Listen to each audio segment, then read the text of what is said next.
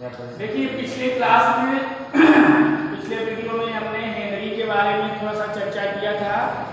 इस वीडियो में हम अब जो हेनरी का गणितीय रूप है कि हेनरी ने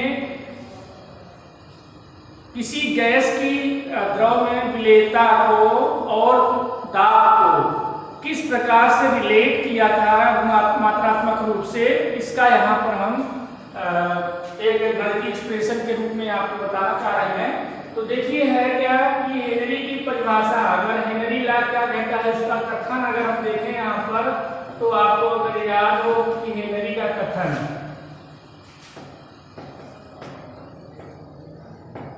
तो हेनरी का कथन क्या कह रहा था कि किसी भी द्रव में या किसी भी विलयन में जो गैस के मोल प्रभाज घुले हुए हैं उस द्रव के सरफेस पर लगने वाले आंशिक दाब के समानुपाती होता है। ऐसा स्टेटमेंट है, ऐसा कथन हेनरी का था। अब इनके कथन के हिसाब से अगर हम यहाँ पर लिखे गणितीय रूप उसका, तो हम कैसे कहेंगे, गणितीय हेनरी का गणितीय रूप, ठीक है ना, हेनरी का गणितीय रूप। अब देखिए इसको हम किस प्रकार से लिख सकते हैं। जैसा हमने बताया था कि जो पी गैस है, पी गैस क्या है, ये इसको इस तरह से, इसको ग्राफिकल आप इस तरह से समझ सकते हैं कि मान के चलिए कि हमारी द्रव की सतह है, यहाँ पर ये द्रव भरा हुआ है, ठीक है ना। अब हमने क्या किया कि जो भी गैस यहाँ पर रखी हुई है या जो भी यहाँ पर गैस है, ये गैस क्या है, इसकी सतह पर यहाँ पर क्या है, दाब लगाएगी। इसकी सतह पर जब दाब लगाएगी तो कितनी गैस के मोल प्रभाव यहाँ पर, यक्स गैस कितना घुली हुई है, और ये क्या है यहाँ पर पी गैस है, ये क्या है, पी गैस है। तो ये दोनों क्या है कि जितना ज्यादा गैस की द्रव की सतह पर दाब होगा उतना ही ज्यादा यहाँ पर गैस के कण पानी में विलीन होंगे।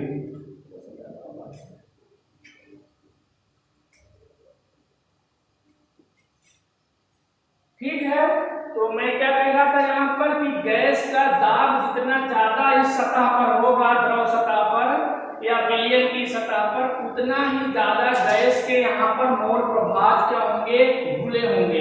तो इसको हम इस तरह से लिख सकते हैं कि P gas equal to, P gas proportional जो है या समानुपाती है यक्स गैस, और इस प्रोपोर्शनलिटी कांस्टेंट को अगर हम अलग करें, ब्रेक कर दें, तो यहाँ पर पी गैस बराबर एक कांस्टेंट से हम इसको रिप्लेस कर रहे हैं जो हेनरी कांस्टेंट कहलाता है, और एक्स गैस, ठीक है। अब देखिए ये सिंपल एक्सप्रेशन है, ये जो एक्सप्रेशन है ये हेनरी का गणितीय रूप है। इस एक्सप्रेशन को यूज करके हम कई चीजें यहाँ पर कैलकुलेट कर सकते हैं। अब देखिए है क्या कि क्या क्या कैलकुलेट कर पाएंगे हम, वो चीज हम यहाँ पर इसके गणितीय एक्सप्रेशन को समझ के देखते हैं, करते हैं। तो ये जो है एक सरल रेखा का ये क्या है, एक्सप्रेशन है।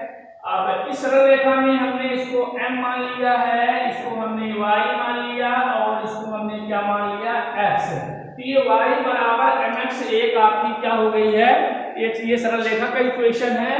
तो यहाँ से अगर हम प्लॉट करें हेनरी का ये जो है, इसको अगर हम ग्राफिकल रिप्रेजेंटेशन करें इसके समीकरण का, तो ये क्या हो जाएगा, पी गैस इधर हो जाएगी, गैस मतलब कि जो भी वाष्प दाब है, ठीक है, जो भी ये वाष्प कह सकते हैं, या पी गैस का जो दाब है वो दाब, और जो मोल प्रभाव है यक्स गैस, इसके बीच में अगर हम देखें तो एक ये कहां से, सेंटर से जाती हुई रेखा, उसके सेंटर से जाती हुई रेखा प्राप्त होगी।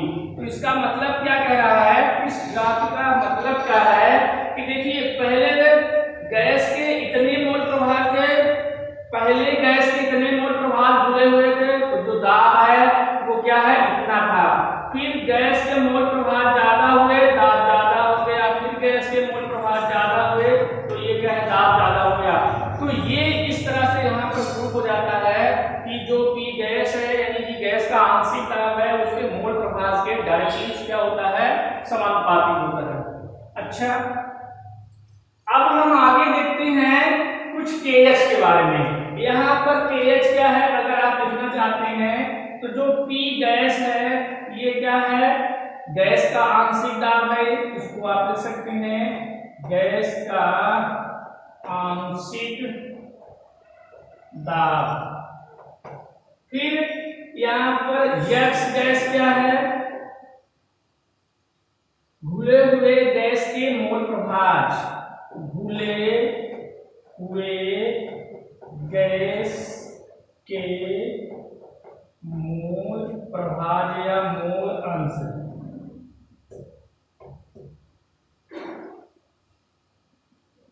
प्रभाज, ठीक ना, या इसी को अंश भी कहते हैं, भाग, कितना भाग हुआ है।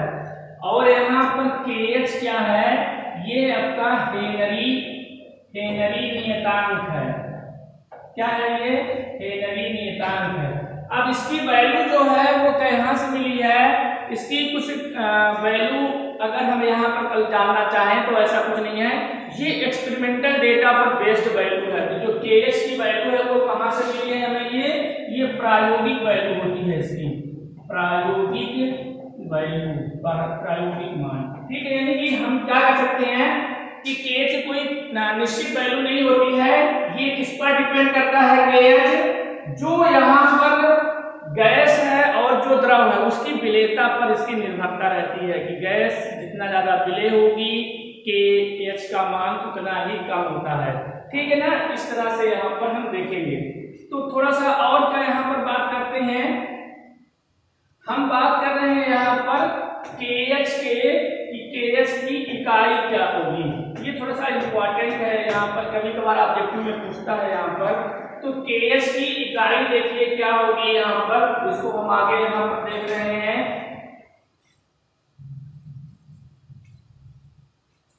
यहाँ पर देखिए P गैस है तो गैस जो है आंशिक दाब का इकाई क्या होती है, दाब होती है। तो यहाँ पर हमने क्या रख दिया, ये दाब हो गई, ठीक है।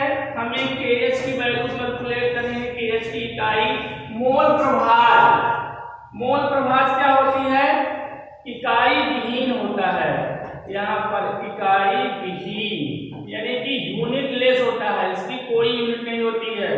तो जो KH की यूनिट आ गई है या इकाई है वो क्या ही, दाब ही होती है, इसलिए इसको ध्यान रखिए आप, ठीक। कभी कभार ऑब्जेक्टिव में आपसे पूछ लेता है, इस बात का भी गौर करें यहाँ पर। अब देखिए हम KH के बारे में चर्चा करेंगे, तो KH के बारे में कुछ चर्चा करते हैं, फिर इसके एप्लीकेशन की बात करेंगे।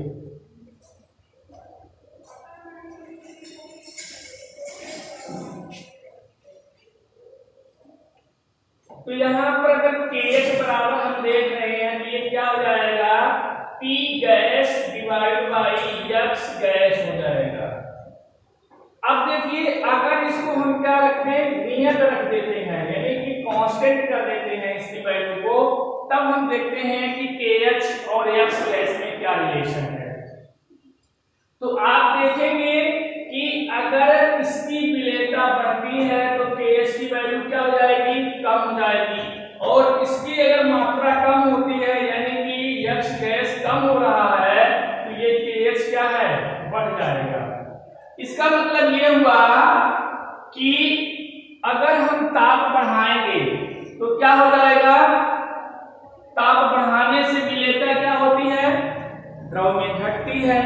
इस प्रकार जो KH है तो KH का भी जो मान है वो इसके हिसाब से कैसे वैरी करेगा, वो कि कितनी ज्यादा मात्रा या कितनी कम मात्रा घुली हुई है उसी हिसाब से KH की वैल्यू क्या है, निर्धारित होगी।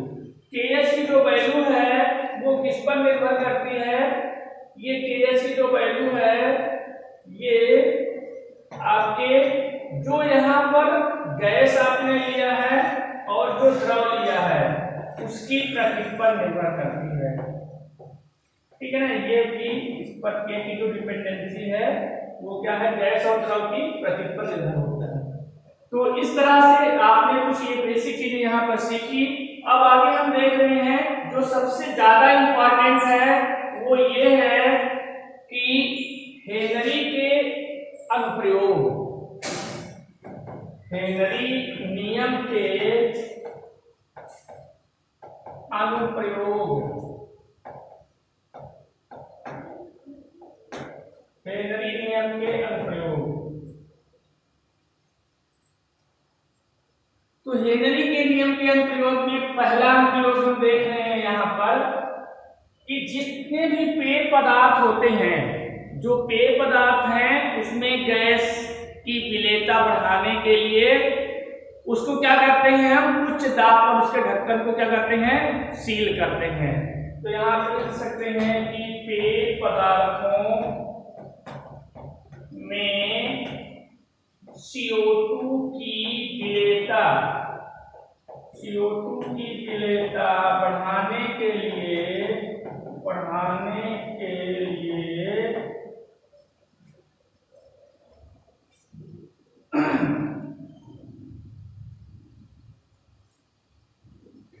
पेय पदार्थों में CO2 की विलेयता बढ़ाने के लिए जो बॉटल होती है,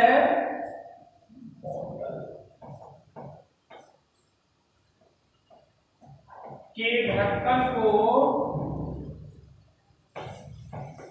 उच्च दाब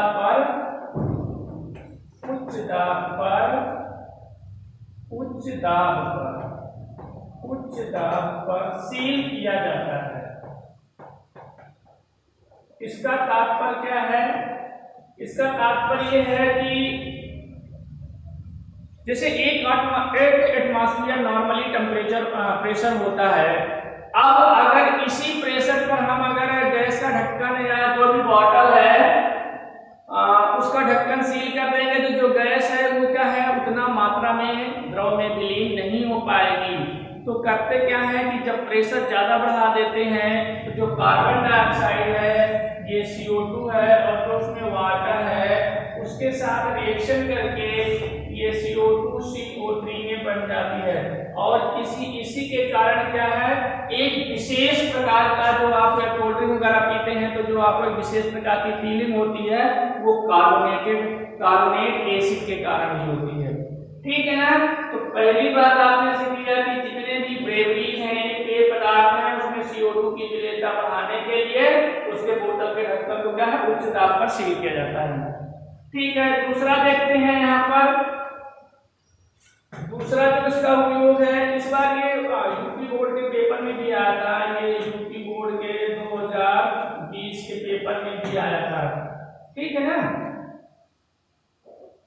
अब यहाँ पर हम देख रहे हैं दूसरी इसकी उसका उपयोग, तो यहाँ पर गोताखोरी है, गोताखोरी। अब ये क्या होता है, तो आप जैसा कि जानते हैं कि जो गोताखोर होते हैं स्कूबा डाइवर्स, ये क्या है कि जब जल के नीचे यानी कि गहराई में जाते हैं तो अपने साथ एक हाई प्रेशराइज्ड सिलेंडर ले जाते हैं जिसमें कि आपका ऑक्सीजन प्लस N2 गैस क्या होती है, भरी होती है। इस भरी गैस से एक सिलेंडर क्या है, सिलेंडर लेके जाते हैं। अब होता क्या है कि आप जानते हैं कि जैसे ही अगर हम जल की गहराई में जाएंगे तो धीरे धीरे क्या है, दाब बढ़ता जाता है। जब दाब बढ़ता जाता है और वहां पर ऑक्सीजन की मात्रा कम होने के कारण हमें क्या है, ब्रीदिंग यानी कि सांस लेने में समस्या होती है। तो उससे बचने के लिए जो गोताखोर लोग होते हैं वो क्या होते हैं, वो O2 और N2 से भरा हुआ सिलेंडर अपने साथ ले जाते हैं और प्रेशर बढ़ने के कारण जब ये हमारे रक्त में मिलते हैं तो इसकी क्या है, विलेयता बढ़ जाती है। तो होता क्या है कि जो N2 है ये भी क्या है, अब गैस है, दाब ज्यादा होने के कारण इसकी विलेयता बढ़ जाती है। लेकिन जैसे ही जब वो अपना काम कर जिस पर्पज से गए थे नीचे उसको खत्म करके ऊपर आते हैं तो देखा गया कि प्रेशर कम होने लगता है। तो जो आपके ब्लड में N2 गैस विलेय थी वो क्या है, दाब पर हमें घटने के कारण क्या है वो बाहर निकलती है, तो वो बुलबुलों के रूप में, किस रूप में निकलती है, बुलबुलों के रूप में निकलती है। तो और बुलबुलों के रूप में निकलने के कारण हमारे जो वेन्स वगैरह होती हैं, मतलब जहाँ पर धमनियां वगैरह होती हैं, ये क्या है पूरी तरह से क्षतिग्रस्त हो जाती हैं। तो और हमको क्या है कि एक हार्ट सिकनेस की मतलब की बहुत कमजोरी भी होती है। तो उससे बचने के लिए अब क्या कर रहे हैं हम कि सिलेंडर में थोड़ा सा हीलियम भी ऐड कर दे रहे हैं। तो इस तरह से हम ये देखिए यहाँ पर कि ये सब हेनरी के उपयोग है। ये जो सिलेंडर का हमें आइडिया लगा वो हेनरी के नियम से ही लगा कि अगर हमें ऐसी जगह पर जाना है जहाँ पर की गैसों की मात्रा कम है, तो वहाँ पर उस गैस को की मात्रा को मेंटेन करने के लिए एक प्रेशराइज्ड सिलेंडर ले जा सकते हैं। ठीक है, तो एक ये बात हो गई। तीसरी बात यहाँ पर देख रहे हैं आगे, अब तीसरी बात देख रहे हैं कि जो पर्वतारोही होते हैं, क्या जो पर्वतारोही होते हैं वो क्या करते हैं, अपने साथ भी एक सिलेंडर ले जाते हैं। अब देखिए है क्या कि आप जब ग्राउंड लेवल से ऊपर जाते हैं, ऊपर हाइट पर जाते हैं, यहाँ पर हाइट पर, तो होता क्या है कि यहाँ पर ऑक्सीजन की जो सांद्रता है, यानी ऑक्सीजन की जो मात्रा है वो क्या हो जाती है, कम होने लगती है। और काफी ऊंचाइयों पर जाने पर इसकी मात्रा इतना कम हो जाती है कि सांस लेने में क्या है दिक्कत होती है। अब जब सांस लेने में दिक्कत होती है तो आपको कई तरह की सोचने समझने की क्षमता खत्म हो जाती है, शरीर शिथिल पड़ जाता है, जिसको हम एनॉक्सिया कहते हैं। एक बीमारी होती है अगर ये कि अगर वहां पर आपको क्या है कि अगर ऑक्सीजन की मात्रा कम है ब्रीदिंग करने के लिए, तो आपको एक विशेष प्रकार की बीमारी है जिसे एनॉक्सिया कहते हैं। एनॉक्सिया इंग्लिश में ऐसा कहते हैं, एनॉक्सिया। तो इस बीमारी के से में होता क्या है कि आपकी सोचने समझने की क्षमता एकदम खत्म हो जाती है, शरीर शिथिल पड़ जाता है। तो इससे बचने के लिए जो पर्वतारोही होते हैं वो क्या है, अपने साथ एक छोटा सा प्रेशराइज्ड ऑक्सीजन सिलेंडर ले जाते हैं, जो क्या करता है वहां पर घटी हुई ऑक्सीजन की मात्रा को क्या है पूरा करता है। तो इस तरह से जो हेनरी के अनुप्रयोग हैं काफी महत्वपूर्ण हैं। इसके अलावा जो आपके फेफड़े की ब्रीदिंग है वो भी हेनरी के ही नियम पर बेस्ड है। तो ये काफी यूजफुल लॉ रहा। अब आगे देखते हैं हम हेनरी के लॉ के बाद फिर थोड़ा सा बात करने वाले हैं अब राउल्ट लॉ की। इसकी बात करने वाले हैं राउल्ट लॉ, राउल्ट का नियम। देखिए तो राउल्ट का नियम बात करने से पहले हम आपको कुछ चीजें और थोड़ा सा बेसिक है उनको बताना चाह रहे हैं कि जैसे अभी हमने क्या देखा, अभी हमने देखा था कि गैस और द्रव का हमने यहाँ पर एक विलयन तैयार किया। इसी प्रकार हम यहाँ पर ठोस को भी ले सकते हैं, ठोस प्लस द्रव का एक विलयन ले सकते हैं, यहाँ पर बना सकते हैं। ठीक है, और एक यहाँ पर द्रव का भी विलयन बन सकता है।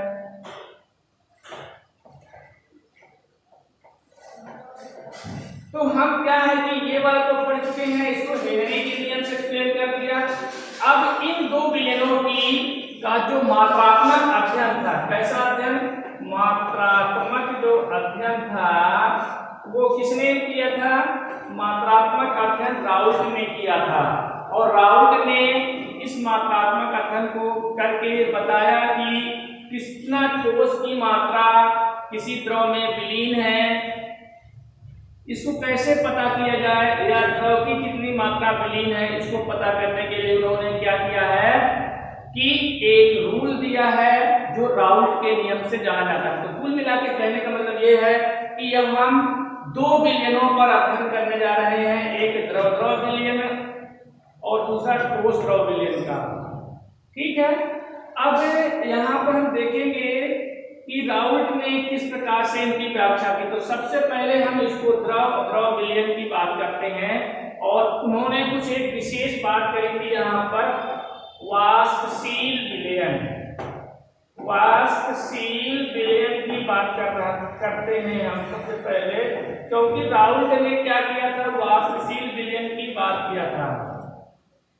तो ये वाष्पशील विलयन होता क्या है, पूरी डिटेल में देखेंगे अभी इसको। तो वाष्पशील विलयन ऐसा विलयन होता है कि जिसको खुला छोड़ने पर क्या है, वो उसकी वेपर्स बहुत ज्यादा बनती हैं और कुछ समय बाद ही क्या है, वो खत्म हो जाता है, विलीन हो जाता है। तो इस प्रकार के जो विलयन है उसको हम वाष्पशील विलयन कहते हैं। कुछ पदार्थ हैं वाष्पशील, जैसे कि आपने देखा होगा कपूर है, ठीक है। इसके अलावा ये जो उसमें हो गया गैस में, अगर द्रव में ले लेते हैं तो पेट्रोल हो गया आपका, पेट्रोल डीजल, ये सब किसमें आते हैं, वाष्पशील पदार्थों में आते हैं। तो राउल्ट का जो नियम है वो अवाष्पशील विलयन पर और वाष्पशील विलयन पर और अवाष्पशील दोनों पर है। वही दो पार्ट हैं, दोनों पार्ट हम देखेंगे। तो नेक्स्ट वीडियो में फिर से हम इस पर काफी गहन चर्चा करेंगे। तब तक के लिए